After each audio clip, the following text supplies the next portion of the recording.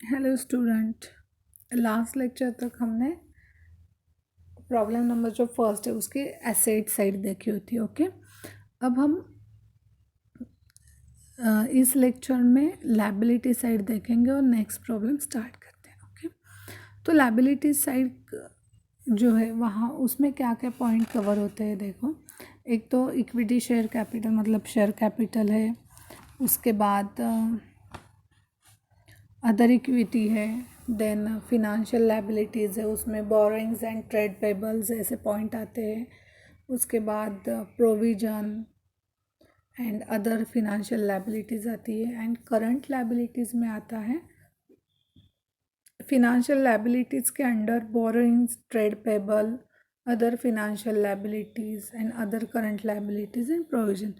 जो non current liabilities में आते हैं वही सब इसमें भी कवर हो जाते हैं। ओके, तो यहाँ पे अब हम इक्विटी शेयर कैपिटल लेंगे। उसमें मैंने जैसे बताया था स्टार्टिंग में ही कि एथोराइज कैपिटल सिर्फ हम राइट डाउन करके रखेंगे, वो टोटल में नहीं लेंगे। इसलिए एथोराइज कैपिटल की अमाउंट जो होती है उसके अंडर उसके नीचे डबल अंडरलाइन करके रखना है। ओके, इसका मतलब क्या होता है डबल अंडरलाइन मतलब हम इसे टोटल में नहीं लेंगे। ओके, सिर्फ हम लिखेंगे एथोराइज कैपिटल।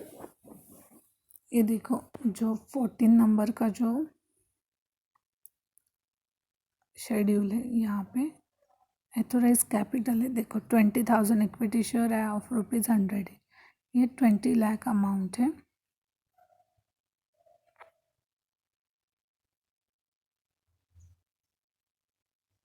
अमाउंट है। ओके, तो हम वो टोटल में नहीं लेंगे। Next issued and subscribe capital में हमें पॉइंट दिया था एक 15,000 इक्विटी शेयर्स थे जो ₹100 ईच फुल्ली कॉल्ड अप थे। ओके, तो हम वो लिखेंगे फुल्ली कॉल्ड अप कितने थे 15 लाख हमारे पास थे।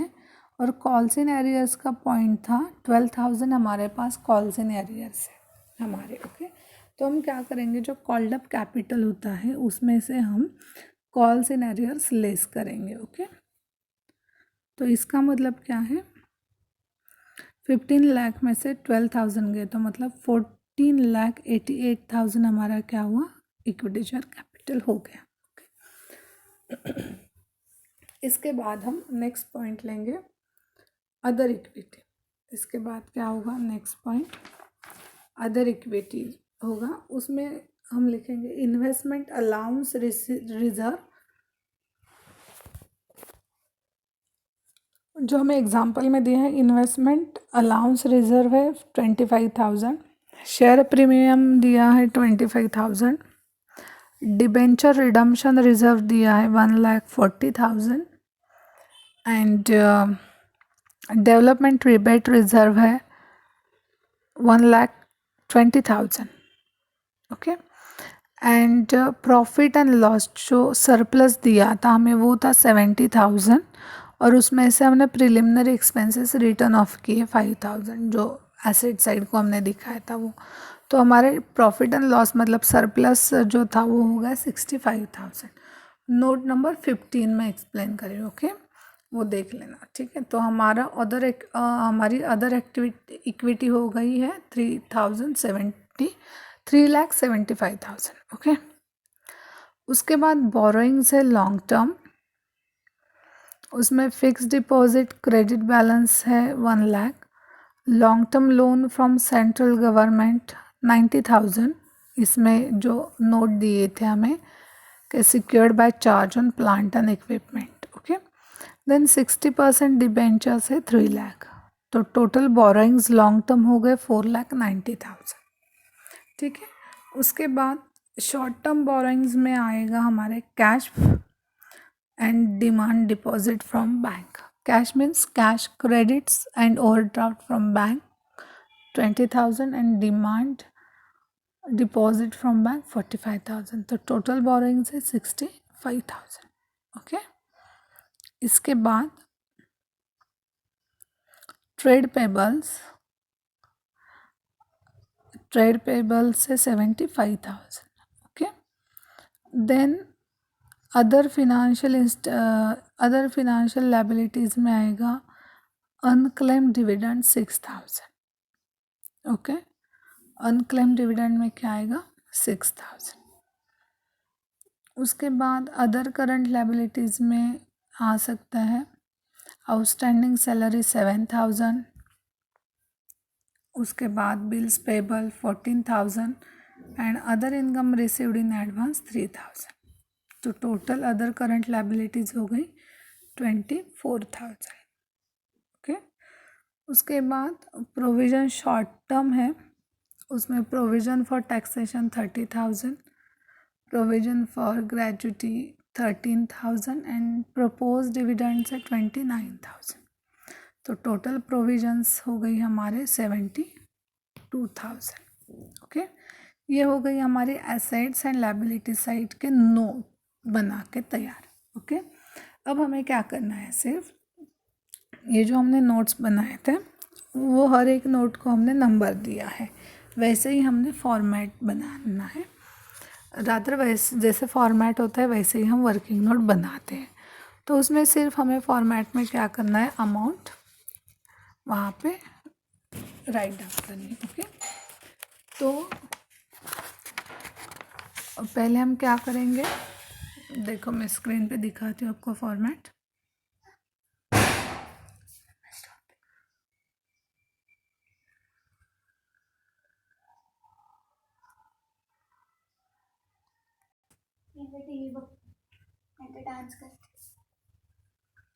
देन अब हम जो फॉर्मेट मैंने बताया था वो हम सिर्फ फिल करेंगे। तो पहले हम नाम देंगे एसेट, उसमें एक नंबर नॉन करंट एसेट, तो उसके जो बाकी के पॉइंट है वो हम कवर कर लेंगे। ए मतलब प्रॉपर्टी प्लांट एंड इक्विपमेंट, हम नोट नंबर में 1 लिखेंगे। अगर ए में 1 लिखा तो वो दिखने में अच्छा नहीं दिखता, दोनों साइड एक, इसलिए ए बी सी पॉइंट लिखेंगे और जो नोट नंबर है वो 1 2 3 लिखेंगे। ओके, तो property plant and equipment 1 note number, amount है 16 lakh. Then capital work in progress second note number 54,000। उसके बाद इन्वेस्टमेंट प्रॉपर्टी नहीं थी इसलिए हमने उसे नंबर नहीं दिया, डायरेक्टली हमने गुडविल लिया था, third number 75,000। 4 number other intangible asset 35,000। Okay, उसके बाद इंटेंजिबल एसेट अंडर डेवलपमेंट कुछ नहीं था, बायोलॉजिकली कुछ नहीं था। देन डायरेक्टली अब फिनेंशियल एसेट मतलब उसमें इन्वेस्टमेंट थे 5 नंबर का, हमने उससे नोट बनाया 30,40,000। उसके बाद लोन्स 80,000। उसके बाद जो अदर नॉन करंट एसेट थे वो नील थे and tax asset net deferred कुछ नहीं था। ओके, उसके बाद सेकंड पॉइंट है करंट एसेट। सेकंड पॉइंट क्या था, करंट एसेट। तो उसमें इन्वेंटरीज 8 नंबर का पॉइंट नोट नंबर है हमारी 50,000। बी फिनेंशियल एसेट, उसमें इन्वेस्टमेंट 9 नंबर की नोट है 10,000। ट्रेड रिसीवेबल जो है वो 2,86,000 हमने लिखे हैं। उसके बाद cash and cash equivalent 11 number की नोट 40,000 एंड लोन्स जो थे वो तो 19,000 हमने लिया, 12 नंबर के नोट थे। और उसके बाद अदर करंट एसेट में 13 नंबर की नोट 6,000। ओके, तो बैलेंस शीट यहाँ पे एसेट से कंप्लीट हो गई बैलेंस शीट की। तो उसकी टोटल आ गई 25,95,000। ओके, उसके बाद हम क्या करेंगे, लायबिलिटी साइड लेंगे। अब लायबिलिटी साइड में क्या है, equity, non current liabilities and current liabilities. तो इक्विटी में क्या है, इक्विटी शेयर कैपिटल का note number 14,88,000 and other equity में है 15 नंबर नोट 3,75,000। ओके, उसके बाद फिनेंशियल लायबिलिटीज़ बोरोइंग्स में है 4,90,000। ओके, और उसके बाद डायरेक्टली बीच में कुछ नहीं हमारे पास, ट्रेड पेबल नहीं थे, फिनेंशियल लायबिलिटीज़ नहीं थी, अदर कोई प्रोविज़न नहीं थी, इसलिए हमने वो उसका कोई भी नोट भी नहीं बनाया और उसे नंबर भी नहीं दिया। ओके, उसके बाद डायरेक्टली हम बोरोइंग्स की हमने नोट बनाई 65,000 17 नंबर की। उसके बाद trade payable note number 18 75,000, other financial liabilities note number 19 6,000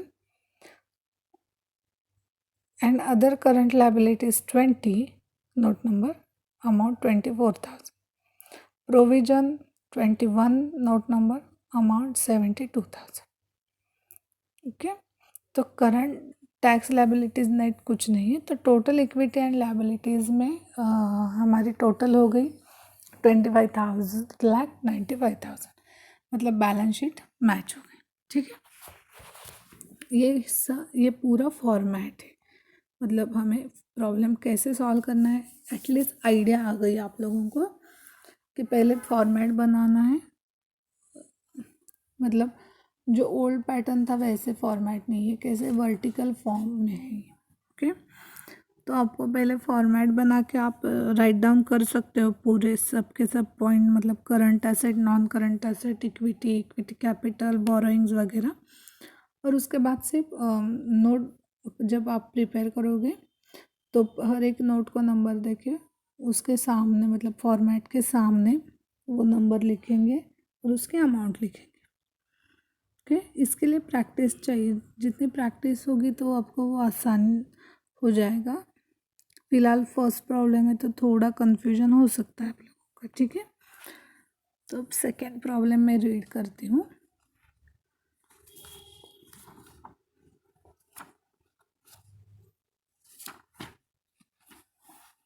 I know कि फर्स्ट प्रॉब्लम में ही आप लोगों को समझ में नहीं आ सकता है, मतलब मैं भी उम्मीद नहीं कर सकती कि आपको पूरा का पूरा फर्स्ट प्रॉब्लम में ही समझ में आए, लेकिन आप यही प्रॉब्लम एक दो बार सॉल्व करोगे तो आपको आसानी से समझ में आ जाएगा। Okay, second problem, the following ledger balance have been extracted from the books of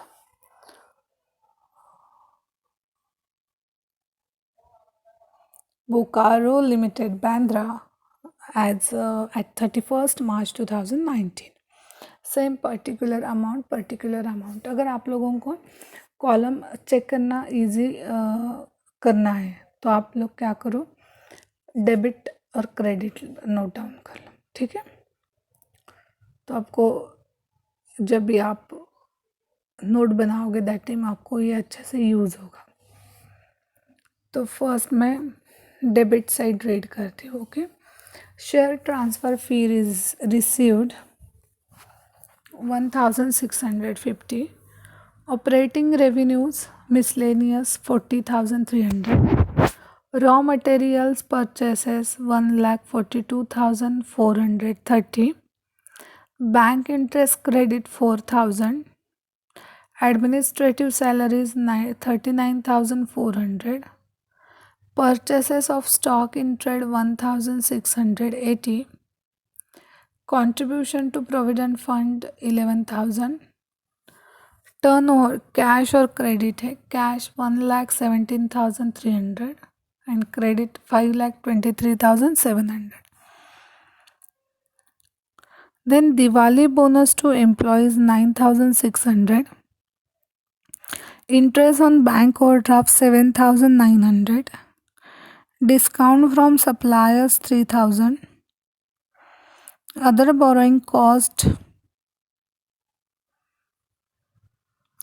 discount from suppliers 300, other borrowing cost 2,100, depreciation on vehicle 6,000, excise duties sale of products 20,300, consumptions on store and spares 2,800, directors fees 7,700, interest received on fixed deposit 5,600.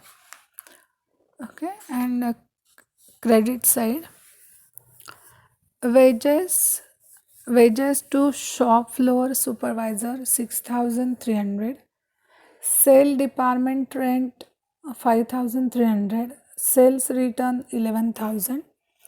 Motive power 7,400. Carriage on purchases 12,880. Repairs to factory buildings 9,100. Insurance 3,600. Interest on investment 15,400. Rates and taxes 4,200. Staff welfare expenses 10,000. Interest on debentures 11,100. Commission on 1,050. Office on cost 1,600. Sundry expenses 6,720. Returns to suppliers 4,690. A dividend on shares 5,000. Okay. And then prepare a statement of profit and loss for the year ended 31st March 2019 of the company as per Indian accounting standard in accordance with division 2nd to the schedule 3 of Companies Act 2013. After taking into consideration the following additional information, first one is the stock position of different types of inventories whereas under. तो उन्होंने क्या दिया है, types of inventories है और date है, opening and closing. तो raw material है, ओपनिंग डेट मतलब 31 मार्च 2018 मतलब 1 अप्रैल 2019 एंड 31 मार्च 2019 मतलब ईयर एंड. ओके. तो ओपनिंग बैलेंस है 20,690. फिर बताती हूँ मैं, ये जो आप स्क्रीन पे देख रहे हो एज ऑन 31 मार्च 2018 और एज ऑन 31 मार्च 2019. तो 31 मार्च 2019 जो है वो हमारा क्लोजिंग ईयर होता है, मतलब वो क्लोजिंग बैलेंस है. ओके. और 31 मार्च 2018 मतलब ईयर एंड होता है. उन्होंने क्या किया है, 1 अप्रैल 2018 नहीं लिखा है, उसके बदले उन्होंने 31 मार्च 2018 लिखा है ताकि आपका थोड़ा सा कन्फ्यूजन कर सके. ओके. तो आपको ये ध्यान में रखना है, ईयर पकड़ देखना है आपको 18-19, तो आपको वो ओपनिंग और क्लोजिंग पता चलेगा. ठीक है. तो रॉ मटेरियल का ओपनिंग स्टॉक है 20,690 एंड क्लोजिंग है 11,310. फिनिश गुड्स है 19,730 एंड 21,530. वर्क इन प्रोग्रेस है 13,910 and 15,930. Then stock in trade is 7,460 and 9,140. Okay. उसके बाद सेकेंड पॉइंट है depreciation on plant and equipment. Book value 5 lakh है, रिटर्न डाउन वैल्यू 3 लाख है. Okay. And to be provided depreciation है at 8% per annum as per diminishing balance method. उसके बाद income tax to be provided at the rate 50% of profits दिया है. And last adjustment है equity share capital of the company as on the date was 34 shares of 10 each fully called up and paid. ये equity share related information है. Depreciation plant and machinery के equipment के ऊपर है, taxation की provision है and बाकी opening closing balance है रॉ मटेरियल का, finish goods, work in progress and stock का. ठीक है. तो अब हमें क्या करना है, जैसे मैंने बताया यहाँ पे हमें क्या बनाना है, प्रॉफिट एंड लॉस बनाना है. लास्ट प्रॉब्लम में हमने देखा बैलेंस शीट कैसे प्रिपेयर करनी है. अब हम क्या करेंगे, प्रॉफिट एंड लॉस कैसे प्रिपेयर करते हैं देखेंगे. ठीक है. तो प्रॉफिट एंड लॉस का भी फॉर्मेट वर्टिकल ही है, वर्टिकल फॉर्म ही है. उसमें आपको डेबिट और क्रेडिट साइड ऐसे बायफरगेट करना है. तो यहाँ पे जो पॉइंट कवर होते हैं, वर्किंग नोट हमने 9 बनाए हैं और हाँ 18, लगभग 18 पॉइंट्स आते हैं, 17 और 18।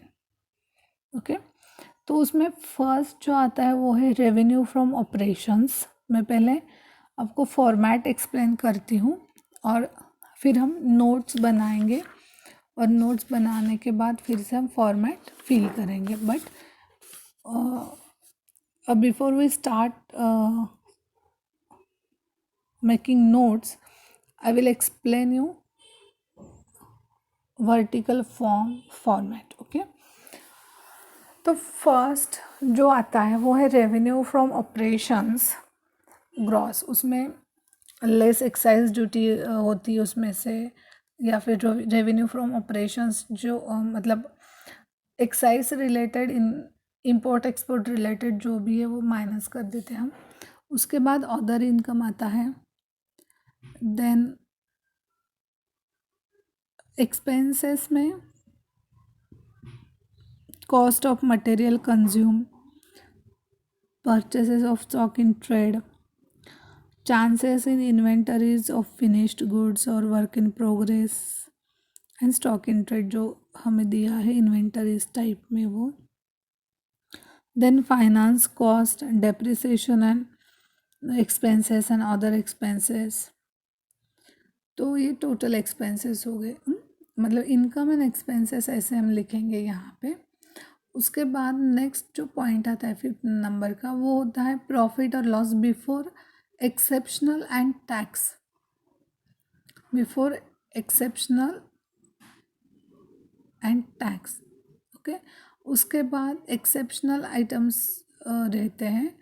देन उसके बाद प्रॉफिट और लॉस होता है जो बिफोर टैक्स होता है, उसमें 5th नंबर -6 नंबर करना है, मतलब जो रोमन नंबर्स रहते हैं वैसे। आप फॉर्मेट देखोगे आपको पता चलेगा। उसके बाद देखो मैं फॉर्मेट, उसके बाद टैक्स एक्सपेंसेस आते हैं। उसमें जैसे हमें एडजस्टमेंट दी 50% टैक्स प्रोवाइड, मतलब प्रोविज़न की 50% टैक्स ऑन प्रॉफिट के ऊपर वो। देन प्रॉफिट और loss for the period from continuing operations. उसके बाद डिस्काउंटिंग ऑपरेशंस। नेक्स्ट पॉइंट आता है tax expenses of discounting operations before and after, मतलब 10 नंबर -11 नंबर। ओके, ये 2-3 पॉइंट ज़्यादातर नहीं आते, लेकिन आपको कंपल्शन है कि वो आपको राइट डाउन करने हैं। ओके, उसके बाद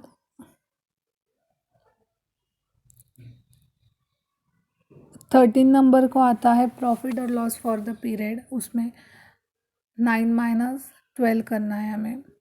जैसे हम सॉल्व करते जाएंगे हमें पता चलेगा। उसके बाद अर्निंग पर इक्विटी शेयर्स जो है वो, अब इसमें क्या होगा, जितना बेसिक होता है हमारा प्रॉफिट या फिर जो भी हमारे पास अमाउंट है, उसे जितने शेयर्स है उससे हमें डिवाइड करना है, मतलब लास्ट की जो एडजस्टमेंट है वो हम वहाँ पे अप्लाई करेंगे। ठीक है, ऐसे ये प्रॉफिट एंड लॉस का पूरा फॉर्मेट है। ठीक है, अब हम क्या करेंगे, नोट प्रिपरेशन को लेते हैं। फॉर्मेट पता चला, एक्सपेंस इनकम एंड एक्सपेंसेस तक कूल फॉर्मेट है, लेकिन जब हम 5 to 17 16 देखते तो सिर्फ लिखना है और एक इसमें से ये माइनस करो, उसमें से वो माइनस करो, ऐसे नोट डाउन करके रखना है। ठीक है, तो आप लोग क्या करो, ये जो फॉर्मेट है स्क्रीन पे दिखाई दे रहा है, 5 मिनट ऐसे रखते हो और उसके बाद सेकंड पेज दिखाते हो ताकि आप स्क्रीनशॉट लेके वो रीड कर सको। तो ये अच्छे से रीड करो, आप लर्न करो। ओके, उसके बाद सिंपल जो लास्ट फॉर्मेट था वैसे बैलेंस शीट के जैसे हमें नोट बना के वो लमसम अमाउंट फॉर्मेट में राइट डाउन करनी है। ओके, तो फर्स्ट जो है रेवेन्यू फ्रॉम ऑपरेशन, मतलब वो हमारी इनकम साइड होगी। रेवेन्यू फ्रॉम ऑपरेशंस जो होगा वो हमारी इनकम साइड होगी। ओके, उसके बाद हमें एक्सपेंसेस साइड बनानी है और उसके साथ साथ जो भी शेड्यूल नंबर 5 to 17 है वो भी हमें बनाने हैं, ठीक है। तो नेक्स्ट लेक्चर को हम क्या करते हैं, नोट बनाते हैं, ठीक है। चलो, थैंक यू।